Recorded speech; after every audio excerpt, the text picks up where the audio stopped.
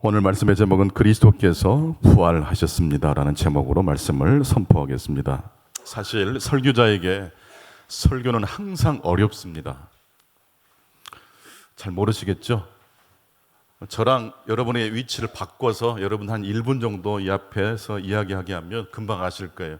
앞에 선다는 것도 어렵지만 특별히 하나님 말씀을 죄인된 사람이 하나님의 거룩한 말씀을 대언한다는 것 자체가 늘 심적으로 부담이 되는 것입니다. 그 중에서도 부활주일 설교는 어떤 설교보다도 어려운 설교라고 말씀드릴 수 있습니다. 예수님의 첫 번째 부활절 이후 지난 2000년 역사 동안 이 부활주일 설교를 제대로 설교한 사람이 단 한 사람도 없기 때문에 그렇습니다. 다른 설교 주제는 어느 정도 가능할 수 있어요. 근데 부활이란 주제는 물론 설교는 할 수 있으나 부활의 첫 아침을 온 존재로 체감할 수 있는 사람이 과연 있을까요? 그것을 또 마치 첫날 부활의 첫날 아침처럼 그 말씀을 경험시켜 줄 수 있는 설교로 설교할 수 있는 설교사는 이 인류 역사상 단 한 사람도 없을 것입니다. 그래서 웨슬리 힐이라는 신학자는 부활주일 설교가 처음부터 불가능한 일이라면 차라리 설교하지 말고 찬송을 부르면 어떠냐라고 제안을 합니다. 그래서 오늘 이 시간 저도 찬송 같이 불렀으면 좋겠습니다. 찬송가 160장 우리 함께 찬송해 보기를 원합니다. 160장 함께 찬송하면서 부활절 찬송을 넘어서 이 부활의 첫 아침을 열어젖히신 주님의 놀라운 감동이 이 찬송하는 가운데 경험되어 주실 수 있기를 간절히 축원합니다.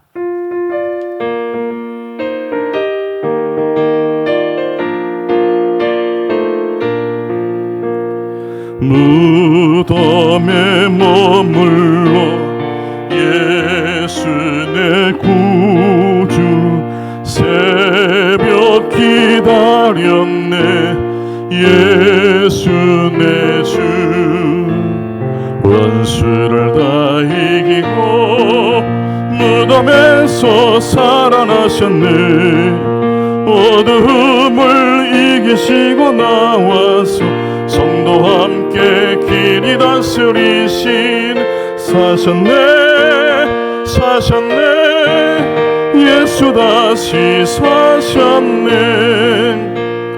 헛되이 지키네 예수 내 구주 헛되이 봉하네 예수 내 주 원수를 다 이기고 무덤에서 살아나셨네 어둠을 이기시고 나와서 성도와 함께 길이 다스리신 사셨네 사셨네 예수 다시 사셨네 거기 못 가두네 예수 내 구주 우리를 살리네 예수 내 주 원수를 다 이기고 무덤에서 살아나셨네 어둠을 이기시고 나와서 성도와 함께 길이 다스리신 사셨네 사셨네 예수 다시 사셨네 아멘. 그리스도께서 지옥을 이기시고 죽음의 사슬을 끊으시며 무덤에서 당당히 일어나셨습니다. 그러므로 부활의 아침은 우리가 잃은 것을 되찾게 해준 아침입니다. 심지어 우리의 죄조차도 복된 실책이 되게 변화시켜 주십니다. 다시 한번 부활의 인사 나누시겠습니다. 그리스도께서 부활하셨습니다. 그리스도께서 부활하셨습니다. 우리는 찬송할 때 설교를 들을 때도 감동을 받을 수 있지만 사실 찬송할 때 우리는 진리를 온 존재로 경험할 때가 많습니다. 저 역시나 찬송 부르다가 은혜를 많이 받거든요. 오늘 마가복음을 보게 되면 예수님의 처형 장면을 처음부터 끝까지 지켜보았던 몇몇 여자들이 다른 친구들과 함께 예수님이 묻힌 곳에 갔다고 말씀하고 있습니다. 마가복음 15장 47절을 보니까 막달라 마리아와 야곱의 어머니 마리아와 살로메가 예수님을 장사 지낸 것을 보았다라고 말씀하고 있습니다. 예수님은 금요일 날 십자가에 못 박히셨습니다. 유대인의 안식일은 바로 금요일 해 질 때 안식일이 시작됩니다. 안식일은 그 어떤 노동도 행위도 할 수 없습니다. 그래서 예수님의 십자가 형벌 이후에 장례 절차가 굉장히 신속하게 진행됐다는 걸 알 수 있습니다. 그래서 그 모습을 지켜보았던 여자들은 안식일이 끝나자마자 그 늦은 시간에 향품을 준비합니다. 그래서 날이 밝자마자 예수님의 무덤가로 가서 너무 급하게 서둘러서 장례를 치르다 보니 예수님의 그 장례 과정들이 그 여자들이 볼 때 많이 속상했을 겁니다. 그래서 향품을 잘 발라드리고 옷도 자시 갖춰드리고 싶은 마음으로 예수님의 무덤을 향해서 출발을 했던 것인데 고민이 하나 있습니다. 무덤 입구를 가로막고 있는 큰 바위를 누가 과연 옮길 수 있겠느냐라는 것입니다. 하지만 여인들은 그냥 갑니다. 대책 없이 가는 거예요. 여러분, 이게 신앙입니다. 논리적으로 설득이 될 때 교회 가는 사람도 있겠지만 신앙은요, 그냥 가는 거예요. 누가 이 입구를 막아놓은 돌을 옮겨줄 수 있겠느냐. 여인들은 아무리 해도 안 된다는 걸 압니다. 그래도 갑니다. 안식일이 끝나고 토요일 저녁에 향품을 준비했던 여자들이 일요일 새벽 동 트자마자 향품을 챙겨 예수님의 무덤으로 출발하였습니다. 막상 무덤에 도착해 보니까 무덤 입구를 가로막고 있었던 큰 돌이 치워져 있었습니다. 여자들이 무덤 안으로 들어가 보니까 흰 옷 입은 한 청년이 오른쪽에 앉아 여자들을 향해 다음과 같이 말했습니다. 놀라지 말라. 너희가 십자가에 못 박히신 나사렛 예수 그리스도를 찾는구나. 그가 살아나셨고 여기 계시지 아니하니라. 보라, 그를 두었던 곳이니라. 여자들이 예수님이 계신 곳을 보니까 정말 시체가 보이지 않습니다. 시체가 없습니다. 그러니까 시체에 바를 향품도 더 이상 필요 없게 된 것입니다. 또 그 청년은 계속해서 이렇게 말했습니다. 가서 그의 제자들과 베드로에게 이르기를 예수께서 너희보다 먼저 갈릴리로 가시나니 전에 너희에게 말씀하신 대로 너희가 거기서 만나게 될 것이라고 말했습니다. 청년이 전한 이 메시지는 과연 여자들에게 잘 전달되었을까요? 오늘 본문 마가복음 16장 8절을 보게 되면 여인들이 놀래가지고 아무 말도 하지 못하고 도망쳐요. 과연 청년이 천사가 예수님의 부활 소식을 전한 메시지가 여자들에게 잘 전달됐다고 말할 수 있을까요? 듣긴 들었죠. 의미파근했죠. 그러나 부활의 첫 아침의 소식이 여러분 말로 설명할 수 있습니까? 그 충격과 그 놀라움은 마태복음이나 다른 복음서를 보기에는 막 지진이 나기도 하고 무덤에 묻혀있던 사람들이 막 일어나는 장면으로 묘사되곤 합니다. 그만큼 부활의 첫 아침의 소식이 인간이 감당하기에는 놀라운 소식이었다는 것을 알 수 있습니다. 그런데 흥미로운 것은 천사라고 나올 수 있는 이 청년이 베드로를 언급하고 있다라는 것입니다. 가서 그의 제자들과 베드로에게 일러라. 예수께서 너희보다 먼저 갈릴리로 갈 테니까 거기에서 부활의 예수님을 만나게 될 것이다. 여러분, 베드로는 12제자 중에 어떤 제자입니까? 가룟 유다도 참 우리들이 생각할 때 차라리 나지 않았으면 좋겠다라고 언급했지만 예수님은 끝까지 그 가룟 유다를 친구여라고 불렀어요. 친구요. 예수님은 그 어떤 존재도 포기하신 적이 없어요. 베드로는 유다만큼은 죄를 덜 지은 사람입니까?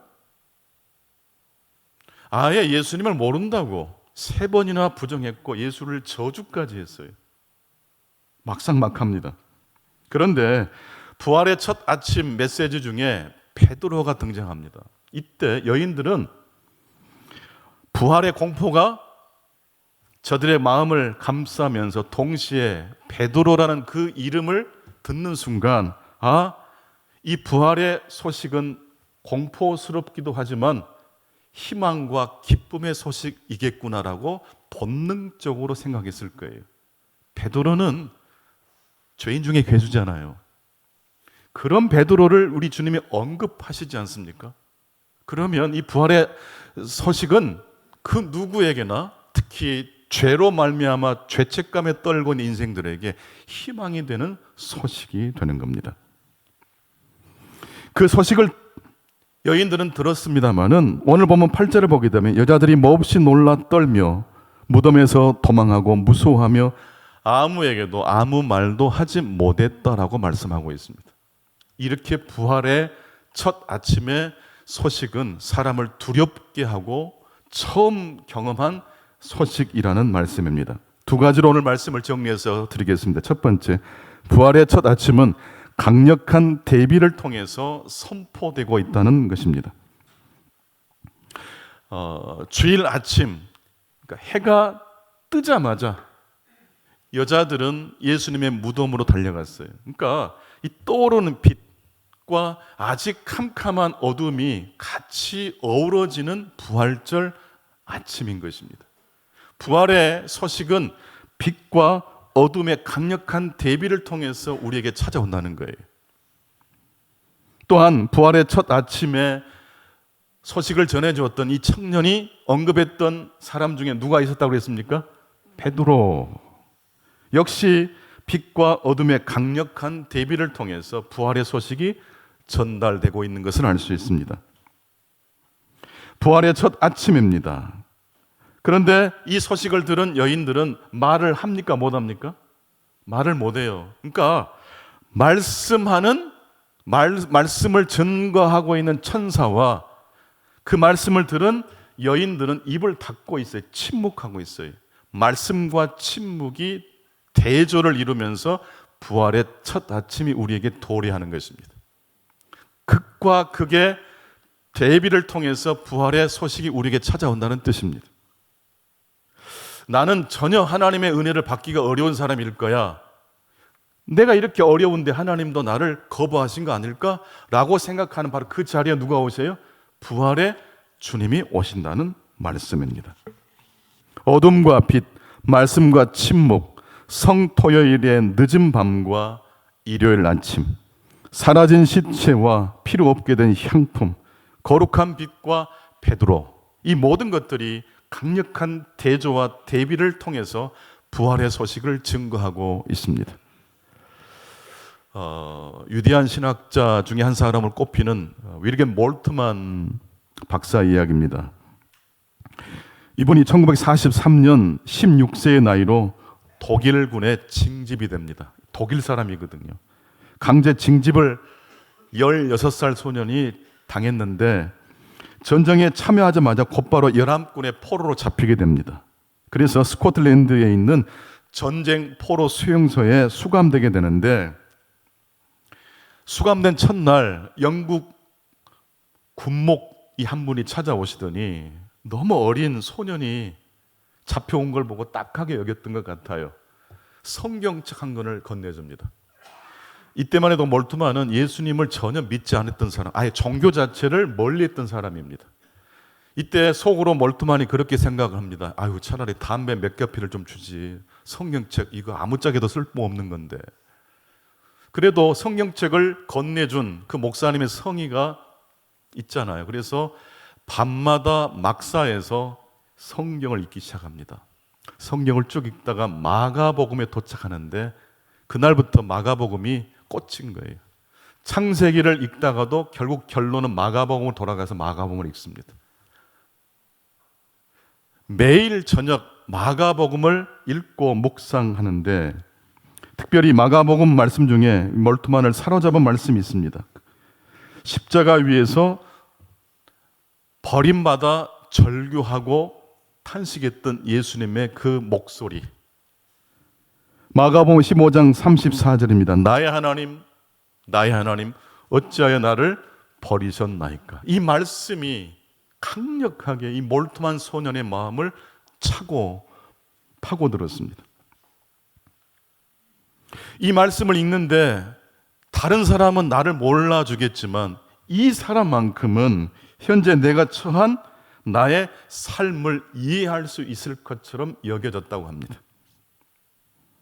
왜냐하면 내가 읽고 있는 그리고 십자가 위에서 절규하고 있는 바로 이 예수야말로 내가 느끼는 버림받음 감정과 같이 똑같은 그런 감정을 느끼고 있는 것처럼 여겨졌기 때문입니다.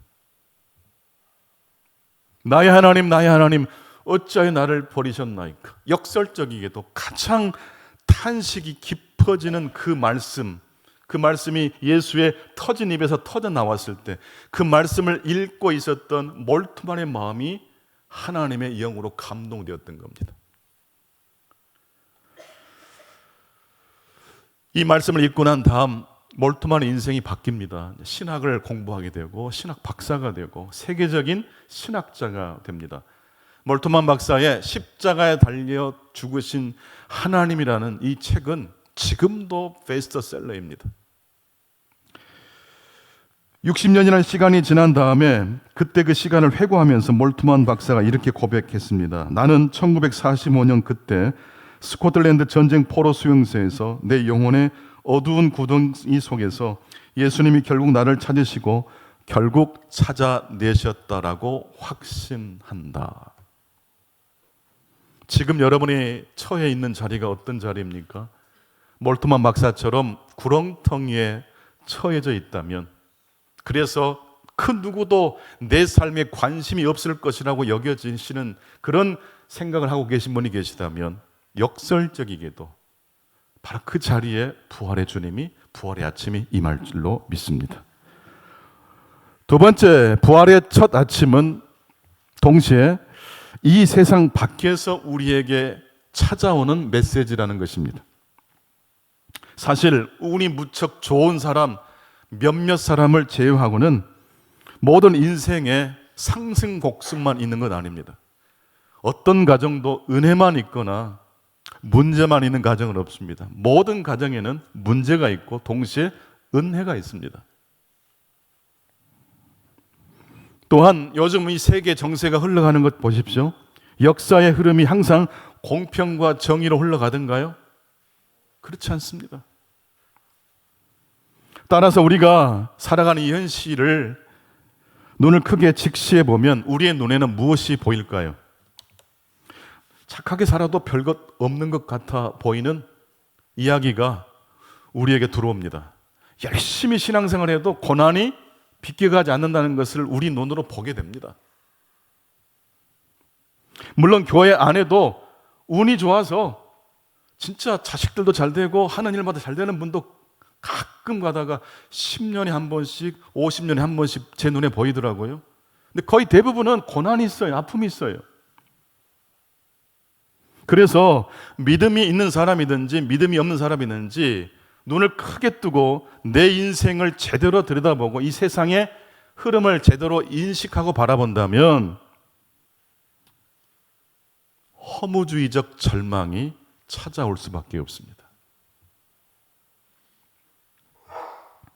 레슬리 리비긴이라는 인도 선교의 아주 놀라운 개척자라고 할 수 있죠. 레슬리 리비긴 선교사님이 이제 선교사로 은퇴하시고 영국으로 돌아오셨습니다.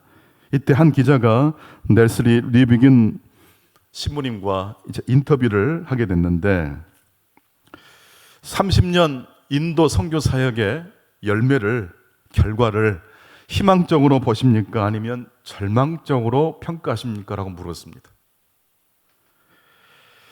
이 기자의 질문을 받고 레슬리 리비긴 목사님은 다음과 같이 대답했습니다. 나는 낙관주의자도 비관주의자도 아닙니다. 예수 그리스도께서 죽은 사람들 가운데 살아나셨습니다. 논리적으로 보면 좋을 때는 굉장히 희망적으로 말할 수 있겠지만 거의 대부분 인생을 보게 되면 사실 비관주의로 빠질 가능성이 매우 높아요. 우리가 예배드리지 않고 찬송도 부리지 않고 기도도 부리지 않고 직장 생활만 계속 해보세요. 우리도 굉장히 우울감이 찾아올 거예요. 낙심하게 될 거예요. 그래도 예배드리고 찬송하고 함께 믿음의 길을 걸어가기 때문에 우울감을 막아낼 수 있는 겁니다. 여러분, 우리도 믿음 없으면 어떤 사람이 돼요?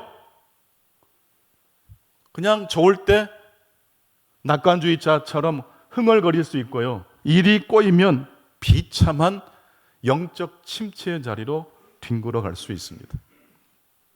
뉘비겐 박사는 나는 비관주의자도 낙관주의자도 아닙니다. 그리스도께서 죽은 자들 가운데 살아나셨습니다. 부활의 복음을 내 인생의 중심으로, 온 인류의 스토리의 중심으로 삼겠다라고 선포한 겁니다.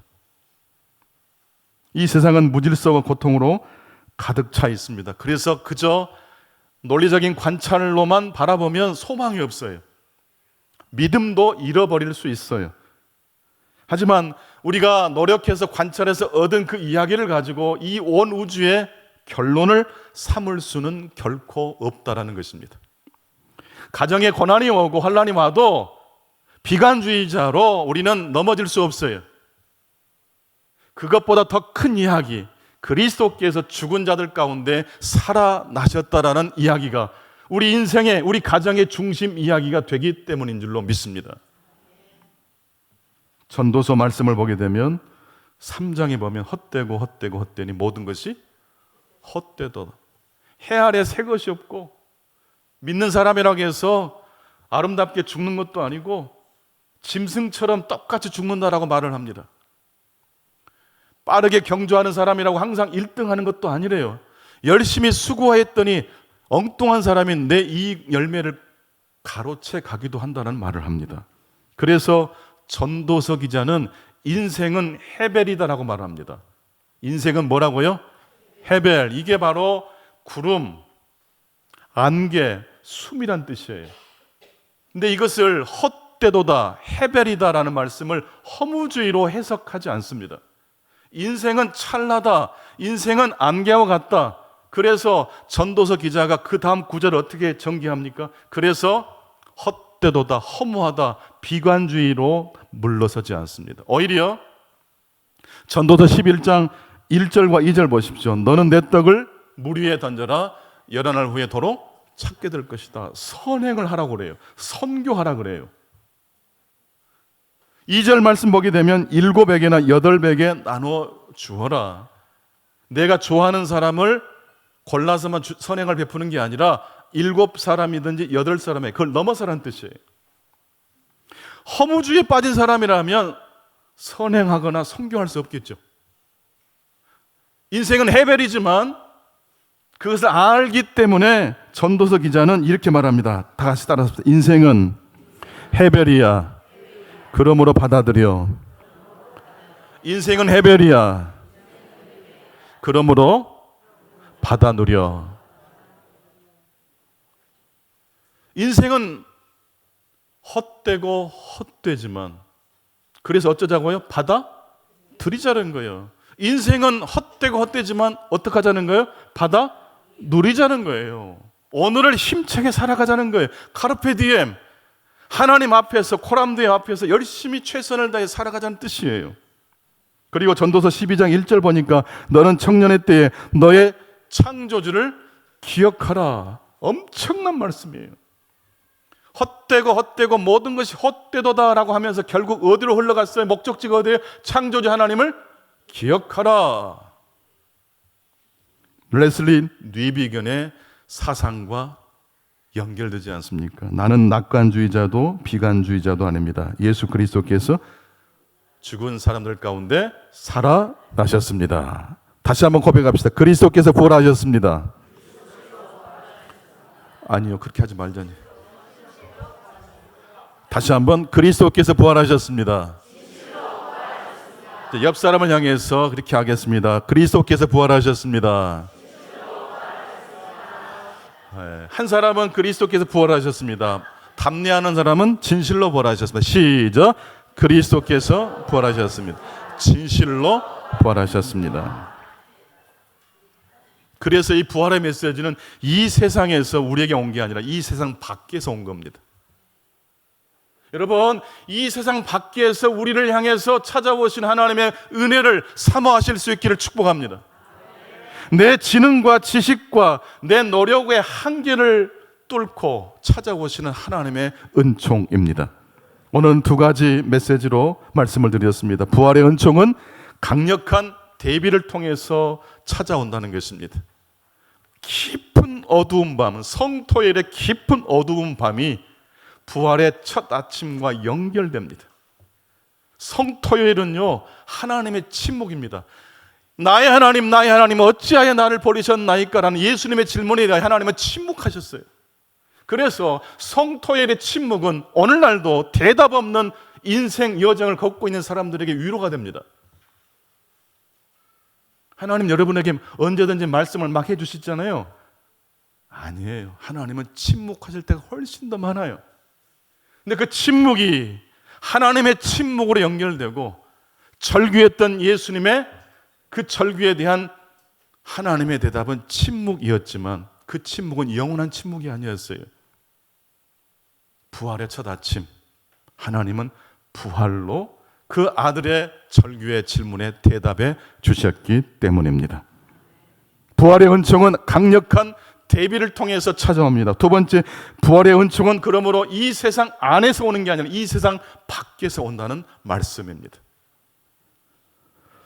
리본데이를 이번부터 시작하면서 쉘 실버스타인의 모두 똑같아라는 시를 이 운동에 함께 읽는 시로 정했습니다.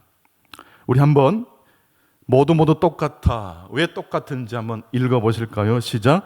땅콩만큼 작아도 거인처럼 커도 모두 똑같아 불을 끄면 큰 부자인 터키 황제도 한 푼도 없는 거지도 모두 똑같아 불을 끄면 빨강, 까망, 주황도 노랑, 하양도 모두 똑같아 불을 끄면 그랬으면 좋겠어. 모두 똑같게 하나님의 손을 뻗어 불을 껐으면. 지금 중동 땅에 왜 이렇게 이런 난리가 벌어지는 겁니까? 하나님이 좀 불을 꺼주셨으면 좋겠어요. 이 세상에 불이 꺼져야 이 세상 밖에서 오는 하나님의 복음을 들을 수 있기 때문이에요. 인류가 너무 잘 살게 돼서 지금 이런 사고가 터지는 거예요. 할 수 있다는 생각, 이 교만이 전쟁을 일으킵니다. 더 가난했을 때, 더 헐벗었을 때는 이렇게 무지막지하지 않았어요. 하나님께서 손을 뻗어 불을 꺼주신다면 부자도 가난한 사람도 빨강록 노랑도 모두 똑같아집니다. 늙고 병들면요 다 공평해지더라고요. 박사도 부자도 다 동일해져요. 인생은 해별입니다. 그 공평한 하나님의 섭리에 우리는 어떻게 살아가야 될까요? 언젠가 하나님께서 이 세상을 아름답게 다시 회복시켜 주실 겁니다. 그게 바로 부활의 메시지입니다. 그때 가서 두고 보자가 아니라 지금부터 그 부활의 정신을 가지고 살아가시는 저와 여러분 되시기를 간절히 축원합니다.